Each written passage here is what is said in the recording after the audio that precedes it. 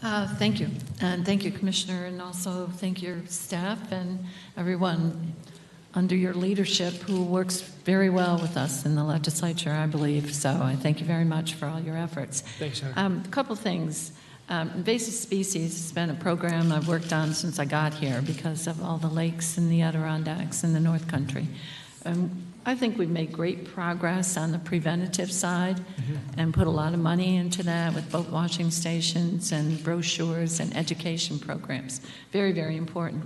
But on actual eradication, we still have a lot of lakes that need help in getting their eradication programs going, even if it's a partial participation. At one time, they could apply for funding, municipality or lake association, and get some help to remove the milfoil or the zebra mussels or whatever they had. And I know that I just want to bring that to your attention and see if there's anything that we're going to be doing with that this year. And before I leave invasives, on the 12 lakes, 2 are in my districts, Lake George and Lake Champlain. And I think what we do learn on these 12 lakes are going to benefit all the other lakes, and there's thousands in New York State. But it's more than just the HABs. I went out to the announcement, and I understand that even invasive stormwater runoff, anything that's going to affect the water quality is something that's going to be looked at. Is that correct? That's correct. Every waterway will have different problems associated with it, some of which trigger HABs. So that's why you really need an all-in approach, and it's almost a no-regrets approach, right? If you're controlling a stormwater problem that may be the source of, or the trigger for HABs, well, you're fixing a stormwater problem. Or if it's spending money on a berm at a farm, that's good news no matter what. We need to ensure that we're matching up the science with what we understand about HABs, and it's all, again, different on every lake, and sometimes we don't entirely understand up front what's causing them. But our intent is to go out there and put money towards projects that make sense from a water quality perspective. We want to tie it as closely as possible to HABs because we want to stop the HABs. But investments in watershed protection pay off for many, many reasons, and we intend to keep that project going, the program going aggressively. Okay, and are we going to do anything with the money for invasives, for eradication, maybe for local governments and lake associations again? So I've always been sympathetic to the request for eradication money. I mean, in a perfect universe, the best money is spent on prevention because it becomes much more expensive after the fact. But when you have a waterway that's been impacted, you have to do something about it. So, you know, I am sympathetic to it, and I think last year we had a conversation about this, and I can get back to you with the exact monies that we may have spent towards eradication, unless Julie has that offhand. But I'm comfortable pushing, you know, a balance of money towards eradication efforts while keeping the prevention monies whole.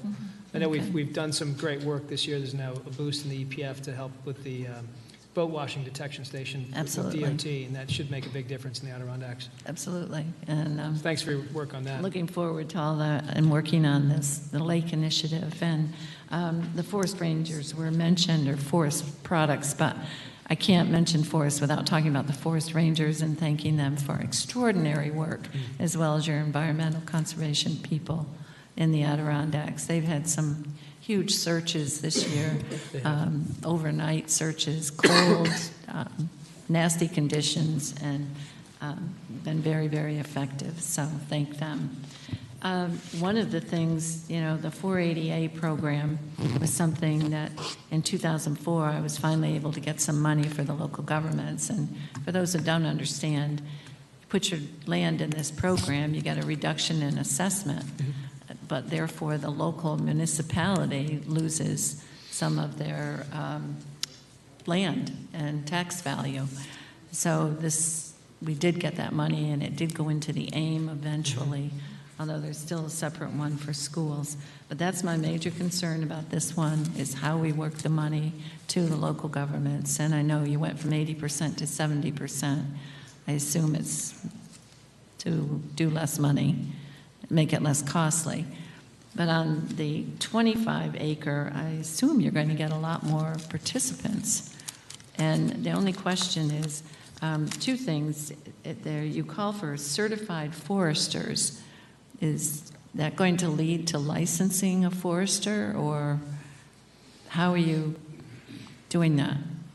The certified foresters, we would seek to incentivize the program and ensure that the cuts being done were being done in a sustainable manner. The monies that some of the money we'd be making available would go towards helping landowners with the certifications of the groups of landowners that they effectively would be able to benefit from pooling resources on this. But that's the objective. We want to ensure that the cuts are being done sustainably. Mm-hmm. I have no doubt that the program itself will increase because of the changes to the law. There will be more interest in it. Mm-hmm. The fact that we have a mix of both forest and open space as well will be attractive. And I think the work of the forest products industry to advise us on this to this point shows us that there's some real need and the chance to turn around some real benefits for the state as a whole. Yeah, and the only other question was the DEC approval of any plan, timbering plan. Some of them are down to 10 acres, to 25 acres. Do you have enough staff for doing all of that? We certainly have enough staff to carry out the program. There's no question about it. Is it going to take time to get those approvals, or there's some concern from those involved? We certainly want to run a program that isn't burdensome to the landowner. We're proposing something because we think it will generate interest and will generate real benefits for the state. And we wouldn't be putting it forward if we didn't think we could carry it out. And this is going to be an important aspect of the overall forestry picture in New York State, given how much land is now in private hands, and given how the current program has not fulfilled all the expectations perhaps that we would have wanted 10 or 15 years ago. But from a staffing perspective, we're ready to carry this out. It's going to take effect next year.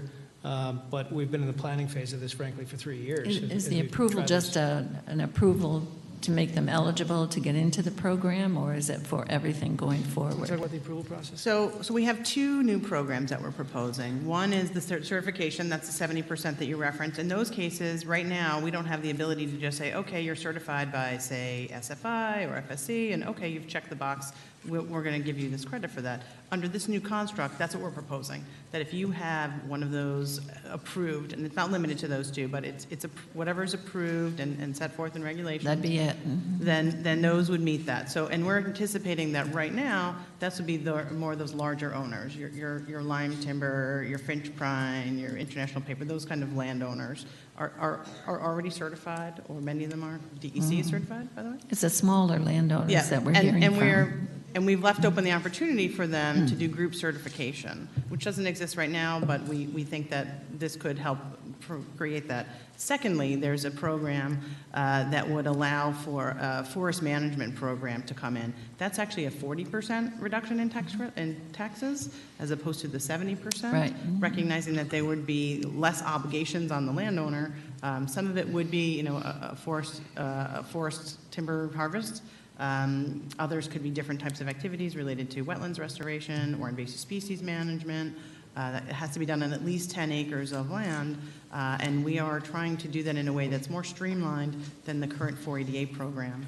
And as a result of this, the objective of the Division of Lands and Forests is to spend less time on paperwork and more time out in the field working with the landowners to make sure that those forests are being managed sustainably. Right. My only concern is I wouldn't want to see where they have to have this DEC approval, a long waiting period and losing a whole season because of the waiting period. But I look forward to working with you on it. Thank you. Us too. Thank you. Thank you.